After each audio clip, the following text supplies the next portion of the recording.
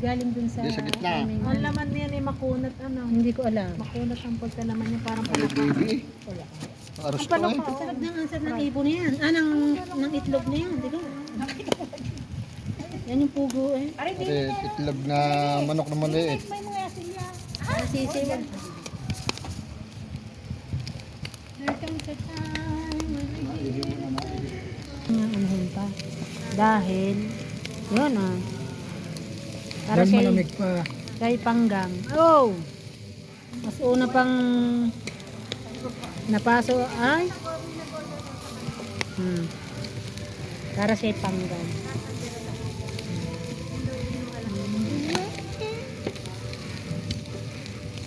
Ito ang CPR tayo.